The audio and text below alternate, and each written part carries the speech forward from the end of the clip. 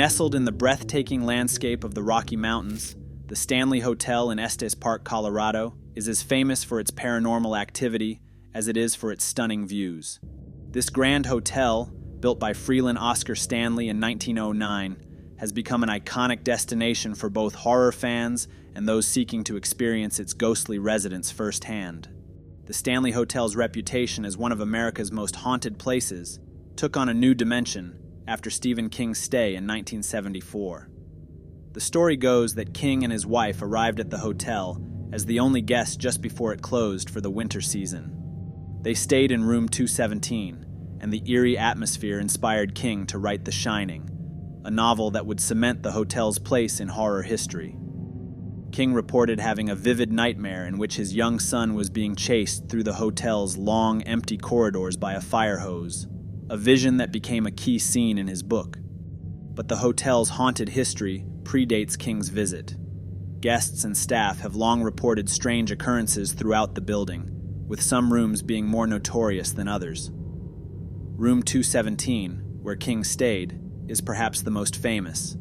Many guests who have stayed there have reported encountering the ghost of a former housekeeper named Elizabeth Wilson. Wilson was seriously injured in an explosion in the room in 1911 but survived. Her spirit is said to still be looking after the room, folding guests' clothes, moving items, and even tucking people into bed. Another hotbed of paranormal activity is the fourth floor, where guests often report hearing children playing in the hallways. The sound of laughter, running footsteps, and the giggles of unseen children have been frequently experienced, despite no children being present at the time.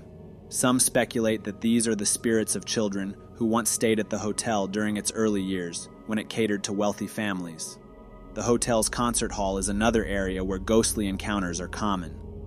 Built by F.O. Stanley as a gift for his wife Flora, the hall is said to be haunted by both Stanley himself and a former employee named Paul.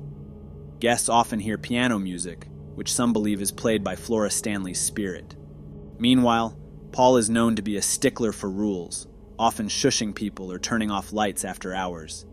Beyond the individual rooms and spaces, the overall atmosphere of the Stanley Hotel is one of eerie grandeur. The long, echoing hallways, creaking floors, and the hotel's isolated location add to the sense that something otherworldly could be lurking just out of sight. For those seeking a brush with the paranormal, the Stanley offers ghost tours that delve into the history of the hotel's spectral inhabitants. Whether or not you believe in ghosts, there's no denying the Stanley Hotel's ability to send shivers down your spine. Its combination of history, horror, and haunting beauty makes it a must-visit for anyone intrigued by the supernatural. And who knows, if you're brave enough to spend a night, you might just have a ghost story of your own to tell. In the heart of San Jose, California, stands one of the most bizarre and enigmatic structures in America, the Winchester Mystery House.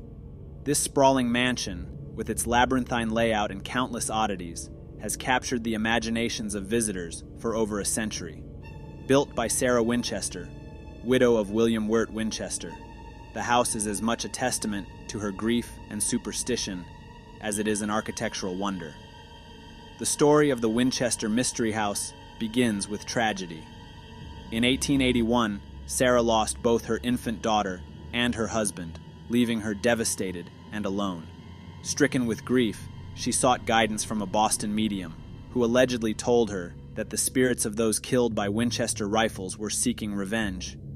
The medium advised her to move west and build a house to appease these restless spirits. However, the construction should never stop. If it did, Sarah believed that she too would die. Sarah took the medium's advice to heart and purchased an unfinished farmhouse in San Jose in 1884. For the next 38 years, until her death in 1922, construction on the house continued around the clock.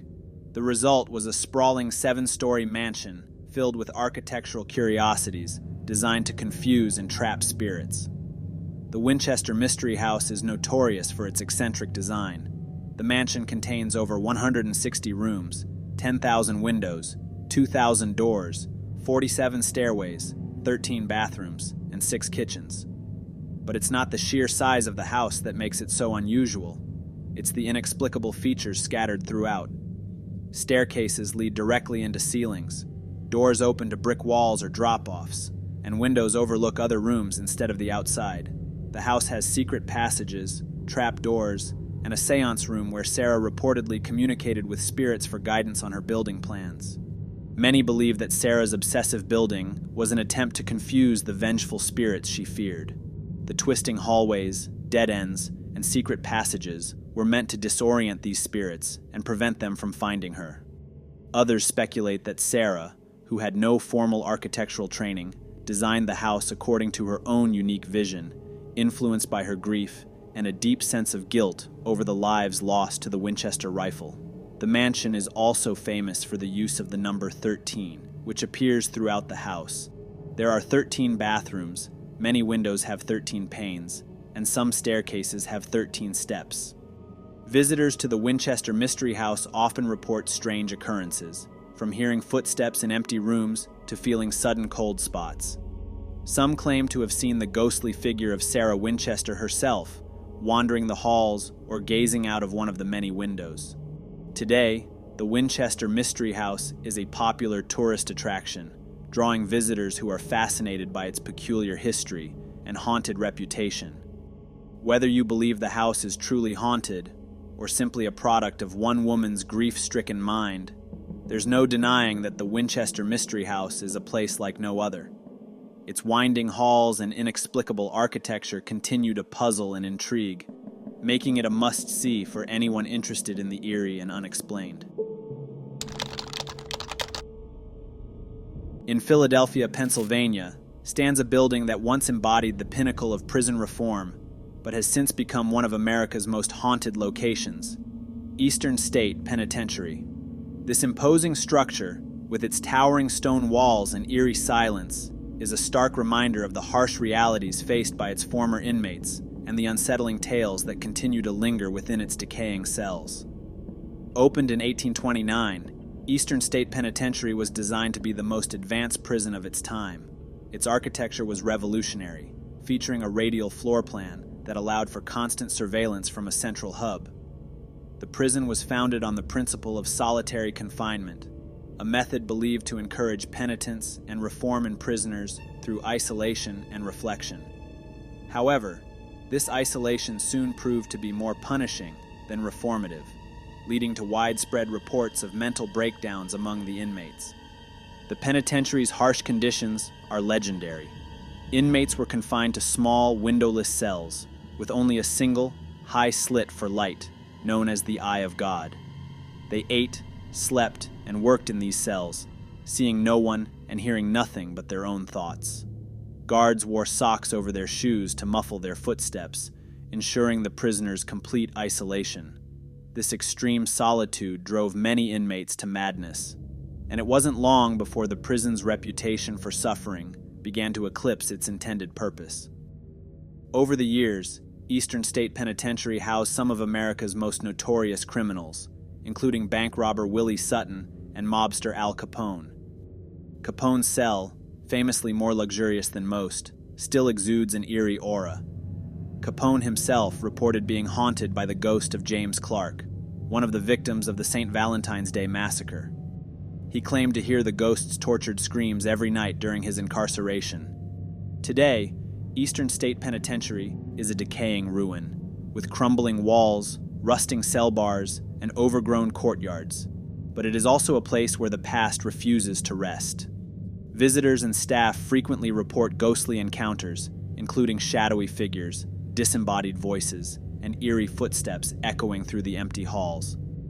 The prison's most haunted area is said to be Cell Block 12, where visitors have heard anguished screams and seen spectral figures darting in and out of the cells. One of the most famous ghost sightings at Eastern State is that of the locksmith. During a restoration project, a locksmith reported being overwhelmed by a malevolent force as he opened an old lock in Cell Block 4. He described a vision of faces appearing on the cell walls, followed by a deep, chilling sense of dread. This incident is one of many that have contributed to the penitentiary's fearsome reputation. The penitentiary now operates as a museum, offering guided tours that delve into its grim history and ghostly tales. Each year, the prison hosts Terror Behind the Walls, a haunted attraction that draws thousands of visitors eager to experience the prison's eerie atmosphere. Whether you believe in the paranormal or not, there's no denying the chilling aura that surrounds this place. It stands as a haunting monument to the suffering endured by its inmates, a place where the echoes of the past still seem to reverberate through its dark, empty corridors.